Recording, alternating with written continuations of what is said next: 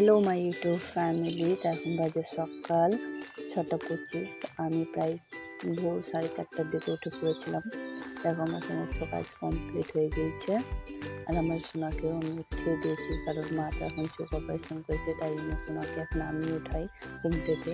তারপরে আজকে আমি ছাড়া বাড়িতে এখনও কেউ ওঠেনি। মম্মি, বাপি, মনি, বাবু সবাই এখন শুয়ে আছে। তো হ্যাঁ, চলো তোমাদেরকে ফাইনালি বলি, মানে বাড়িতে সমস্ত কাজ রান্না করতে বেরোতে প্রায় 10টা বেজে গেছিলো। তো হ্যাঁ, ফাইনালি তোমাদেরকে বলেই ফেলি, আমরা বাবু সব বন্ধুরা মিলে ফেস্ট করবার প্ল্যান করেছিল, তাই জন্য আমরা আজ ফেস্ট করতে যাচ্ছি। আর আমাদের বাড়ির আশেপাশের ভিউজ দেখো কি সুন্দর।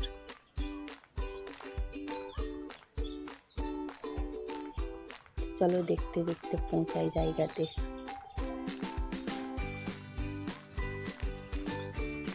তো ফাইনালি আমরা পৌঁছে গেছি, সবার সঙ্গে দেখা সাক্ষাৎ হয়ে গেছে। আর বাবু আর ওই বাবুর বন্ধু যে দাদা ছিলেন উনি সবাইকে কফি দিচ্ছেন। এই যে দিদিটা না নীল রঙের শাড়ি পরেছে, ও খুব কিউট, মানে অতিরিক্ত কিউট, আর খুব কথা বলে, আমাকে খুব ভালোবাসে।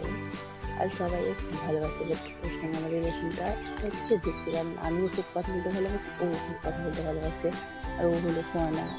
ওর নামটা আমি নিতে পারছি না, কারণ শ্বশুরের নাম নিতে নেই। আর আমার শ্বশুরের সঙ্গে ও যে আমার বান্ধবী, ওনার নামটা একদম মিলে যাচ্ছে, তাই জন্য নিতে পারছি না। তো খুব কিউট। তারপরে আমার মনিকে দেখো ডিম নিয়ে খেতে বসে গেছে। তো যাই হোক, জলখাবার খেয়ে ওরা সবাই কিছু কাটাকাটি করছিল, আমি কিছু রিলস ভিডিও করে এলাম।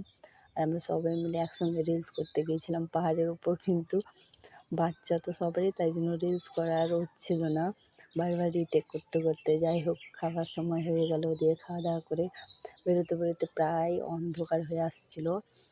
তো সবাইকে বাই বাই বলে আমরাও বেরিয়ে পড়লাম। মানে এত ইচ্ছা ছিল যে আর একটু দিনটা যদি বড় হতো, কত এনজয় করতাম। তো যাই হোক, তোমাদেরকে কেমন লাগলো ভিডিওটা কমেন্ট